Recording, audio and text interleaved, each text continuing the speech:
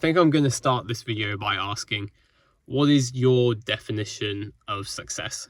And what is your definition of being a successful tennis player? Because I think my definition is very different to most people's, and I think this could be the root of some confusion.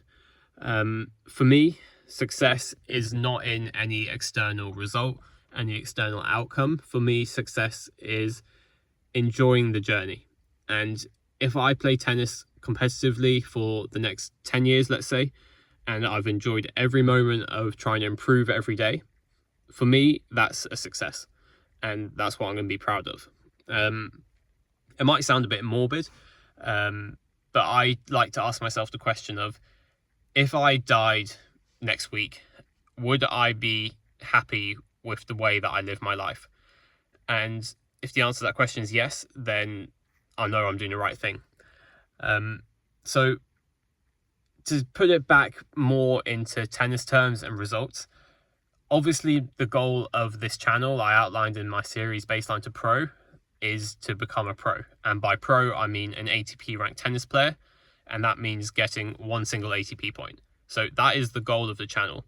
Anything beyond that is a bonus. And if I get further or higher up the rankings or anything than that, then it's great. And I'm happy to see where it takes me. But to be honest, the main focus is to enjoy the journey and try and improve a little bit every day, improving that 1% every day and enjoying the process of doing that. And if I do that, then that's a success. Even if I never get that single ATP point, let's say I'm competing for the next 8 years and I've played hundreds of ITF tournaments and I've only won like 3 matches and I don't have anywhere near the level, but I've done my best to improve, I've enjoyed every moment of it, then that's a success.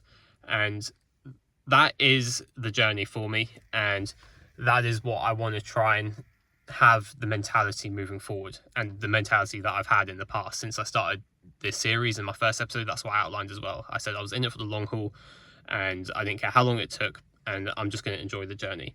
And my reason for having this mentality is because a couple of years ago I had some problems with my heart. I didn't know if I was going to be able to compete again. I didn't know if I was going to be able to even play tennis again. I didn't know if I was going to have any serious health concerns coming out of it. And it just put a big perspective on life and tennis for me. And I've promised myself ever since that moment, I was going to hold that mentality forever moving forward, and to keep that with me always, and to document my journey with tennis, because that's what I wanted to do after that moment. And that's what I've done since.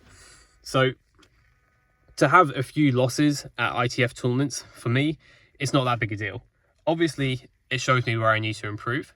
And that's what I'm going to do. I'm going to keep trying to improve my tennis and see where it takes me. But the end goal is to enjoy the journey and share it. And if it helps people, that's great. But the main reason is for me to have documented my journey and to have videos to look back on, to really enjoy, to look back on, and to see that I really enjoyed it at the time. And for me, that is the main focus, and that is what I want to do.